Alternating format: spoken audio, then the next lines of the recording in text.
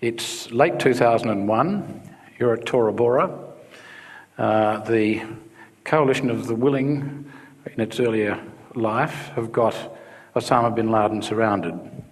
He's hooked up to his dialysis machine, and you have literally got him in your sights. If you pull the trigger, he's dead. What will you do? Can I ask you a question about that hypothetical? Yeah. What's my alternative to killing him? The alternative is to capture him, if you can. I think you do have him surrounded.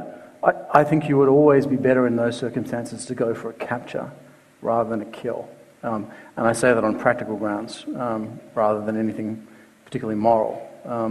Primarily because if you look at the broad sweep of counterinsurgency over the last 250 years, it is extremely rare to win a counterinsurgency without negotiating some kind of solution with the insurgent. And in the case of Al-Qaeda, if you kill Osama Bin Laden in 2001, who are you going to negotiate with? And so I think that if your option is capture or kill, then you should always go for the capture.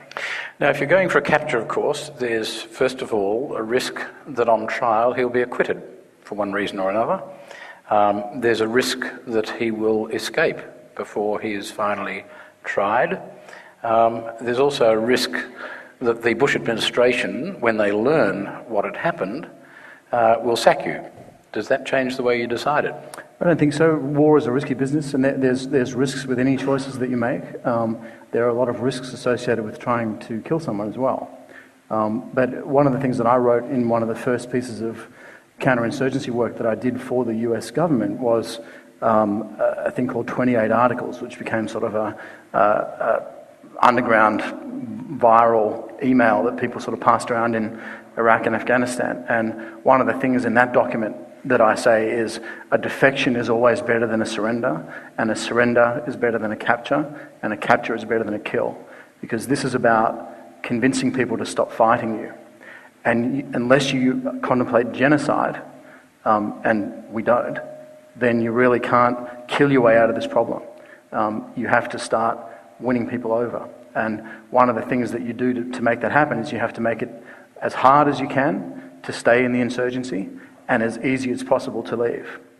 Now, it's interesting that you identify practical reasons for capture rather than kill.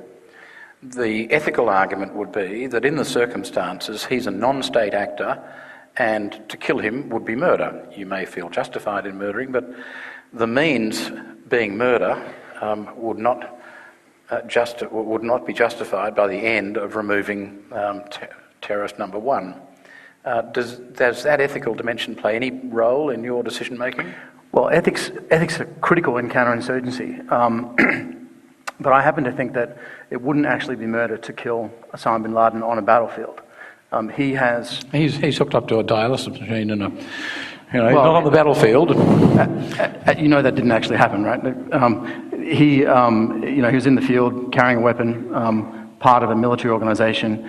He had declared war on the United States and the rest of the Western community, including Australia, 3 times before the invasion of Afghanistan. Well, Prince Leonard of Hutt, I think, has declared war on Australia occasionally, but would that justify us in taking him out if we could? Well, if he had actually taken up arms against the Australian government and was engaged in a civil war, that would be a different matter from setting up a tourist industry on the basis of, Heart River Province. So, if it's an internal civil war... Right, well, this is the point. I mean, do you think that the war on terrorism is a metaphor, or is it actually a real war? Well, it's a metaphor, obviously. Well, I don't think that everyone agrees with that. How do you negotiate with an abstract noun?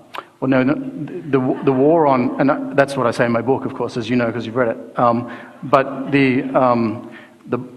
the point is that if an organization, and in this case Al-Qaeda, declares war on a state, and that state ends up at war with that organization, then you're in the realms of, I guess, the additional protocol to the Geneva Conventions in 1977. You're in the realm of a war between a state and a non-state actor.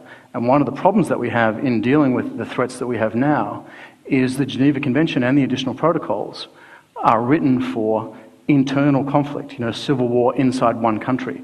That's not what we have here. We have transnational war between a non-state actor and the international community. So I don't think that that the war against Al-Qaeda is a metaphor.